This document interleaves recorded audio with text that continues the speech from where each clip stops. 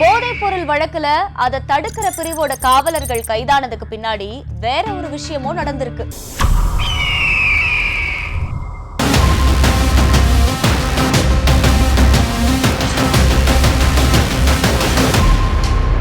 தீநகர் துணை ஆணையர் அலுவலகத்தில் பணிபுரிஞ்ச காவலர் ஜேம்ஸ் போதைப் பொருள் வழக்கில் கைதான நிலையில இவருக்கு போதைப் பொருள் கிடைச்சது மத்திய போதைப் பொருள் தடுப்பு பிரிவில் காவலர்களா இருந்த ஷமீர் மற்றும் ஆனந்தனால தான் தெரிய வந்து அவங்களும் கைது செய்யப்பட்டிருக்காங்க.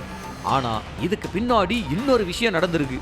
காவலர்கள் ஷமீர் மற்றும் ஆனந்த விசாரிக்கணும்னு அனுமதி கேட்டு அசோக் நகர் உதவி ஆணையர் என்சிபி அதிகாரியை நேர்ல சந்திக்க வர்றதா சொன்ன நிலையில என்சிபி உயரதிகாரி காவலர்களை அலர்ட் பண்ணி தப்பிக்க விட்டுருக்காரு. பிரச்சனை பெருசானதும் 2 பேரையும் சரணடைய சொன்னதும் அதே என்சிபி உயரதிகாரி தானா. குறிப்பா இந்த உயரதிகாரி பணிக்கு போற இடத்துக்கெல்லாம் இந்த காவலர்கள்ல ஒருத்தரான ஆனந்த கூட்டிக்கிட்டே போறாராம். அதனால அந்த உயரதிகாரியும் இப்ப விசாரணை வளையத்துக்குள்ள சிக்கி இருக்காராம். சீக்கிரமே அவர் மேலையும் விசாரணை பாய வாய்ப்பு இருக்கிறதா சொல்றாங்க.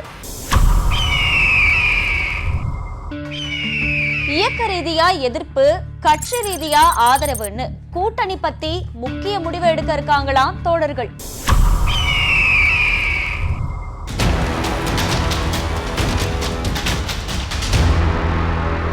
மார்க்சிஸ்ட் கம்யூனிஸ்ட் கட்சியோட மாவட்ட மாநாடு தமிழ்நாடு முழுக்க நடந்துகிட்டு இருக்கு. இதுல கட்சியோட அடிப்படை நிலையில இருக்கிற நிர்வாகிகள் பங்கேற்றிருக்கிறாங்க. இவங்க எல்லாருமே மாநாட்டுல ஒரு முக்கியமான கோரிக்கையை வலியுறுத்தி இருக்காங்களாம். சாம்சங் ஊழியர்கள் போராட்டம் தொடங்கி பல தொழிலாளர் நல விஷயங்கள்ல திமுக எதிரான நிலைப்பாட்டை எடுத்திருக்கிறத கண்டிச்சிருக்காங்களாம்.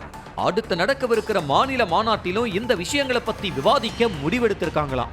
அதே சமயம் தேர்தல் கூட்டணியில இப்போதைக்கு எந்த மாற்றத்தையும் செய்ய வேண்டாம் அப்படிங்கிற நிலைப்பாட்டையும் எடுத்திருக்காங்களாம் தோழர்கள். இயக்க ரீதியா தொழிலாளர் நலனுக்காக தோழமை கட்சிகள் ஒன்னு சேர்ந்து அரசுக்கு எதிராக போராட்டத்தை முன்னெடுக்கலாம். அதுல எந்த சமரசமும் செஞ்சிக்க வேணாம். அதே சமயம் தேர்தல் நேரத்துல பிளவுவாத சக்திகளுக்கு எதிரா ஒன்னா வலிமையான கூட்டணியை உருவாக்கணும் அப்படிங்கிற எண்ணத்துல இருக்காங்களா இடதுசாரிகள்.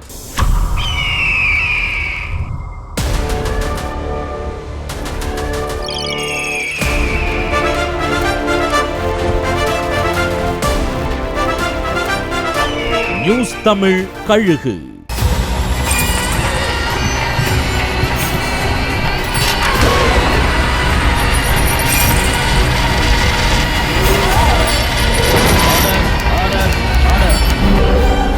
குற்றங்களின் மறுபரிமாணம் நிகழ்தகவு நமது நியூஸ் தமிழ் தொலைக்காட்சியில் விரைவில்.